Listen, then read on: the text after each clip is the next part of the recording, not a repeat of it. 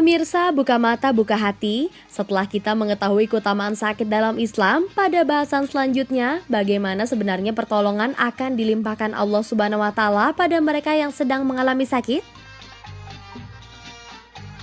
Sakit yang dialami seorang Muslim, salah satu diantaranya merupakan ujian dalam menjalankan ibadah.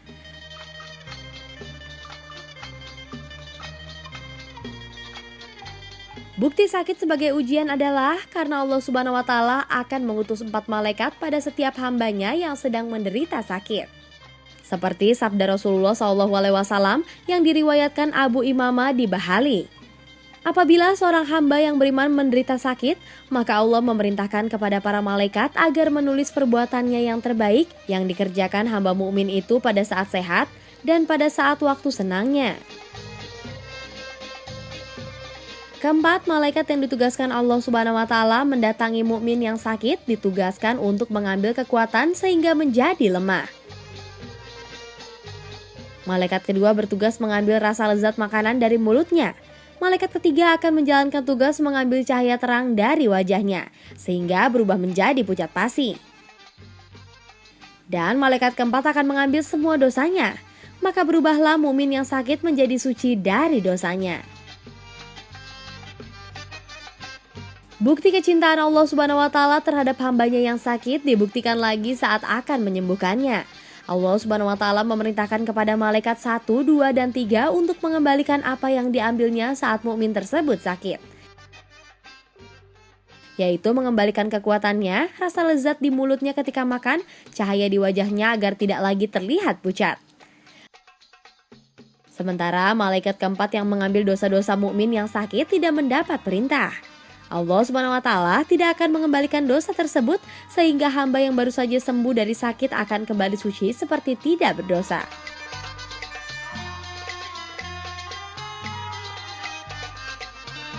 Seperti sabda Rasulullah SAW, sakit panas dalam sehari semalam dapat menghilangkan dosa selama setahun. Walaupun Allah Subhanahu wa Ta'ala pasti memberikan pertolongan saat tengah mengalami sakit, namun setiap mukmin wajib berobat demi kesembuhan sakitnya tersebut. Dalam sebuah kisah diriwayatkan Nabi Ibrahim pernah menanyakan kepada Allah dari mana asalnya penyakit dan obat. Dijawab oleh Allah, dariku. Nabi Ibrahim menanyakan, lalu bagaimana dengan seorang dokter atau tabib? Maka Allah menjawab, ia hanyalah seorang perantara yang dikirimkan melalui tangannya suatu obat. Oleh karena itu, siapa yang memberikan obat itu bukan masalah. Bisa saja dokter, tabib, ataupun ahli pengobatan tradisional yang lainnya. Kita bisa pilih sendiri mana yang berkenan di hati kita, sebab obat mereka masing-masing biasanya berbeda. Asalkan tidak mengandung bahan-bahan yang najis, haram, ataupun membahayakan, serta cara-cara yang haram. Rasulullah berpesan, sesungguhnya Allah telah menurunkan penyakit sekaligus obat dan telah menciptakan obat bagi setiap penyakit. Maka berobatlah dan jangan berobat dengan yang haram. Hadis riwayat Daud. Jika hati sudah fokus dan yakin pada kekuatan dan pertolongan Allah, maka Allah akan mendatangkan pertolongan dari tempat yang tidak pernah disangka-sangka, termasuk untuk kesembuhan dari sakit yang diderita seorang mukmin. Pemirsa, buka mata, buka hati, Allah Subhanahu wa Ta'ala pasti akan menyembuhkan sakit yang tengah diderita mukminnya. Tapi Allah Subhanahu wa Ta'ala juga mengingatkan bahwa hanya bersabar, ikhlas, dan berprasangka kepadanya lah yang menjadi penolong terdekat. Sesungguhnya Allah Subhanahu wa Ta'ala bersama orang-orang yang sabar. Quran Surat Al-Baqarah ayat 153. Jadikanlah sabar dan sholat sebagai kunci pembuka pertolongan Allah. Seorang mukmin yang sedang sakit hendaknya berprasangka baik kepada Allah Subhanahu wa Ta'ala bahwa Allah akan mengasihinya dan tidak menyiksanya.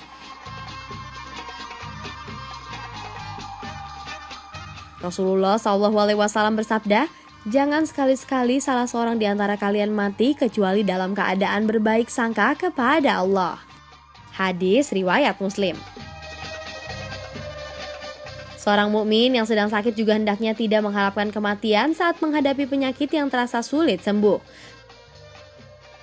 Tapi Rasulullah SAW pernah bersabda, jika memang menghadapi penyakit yang sangat parah, Ya Allah, hidupkanlah aku selama aku hidup lebih baik bagiku, dan wafatkanlah aku jika kematian lebih baik bagiku.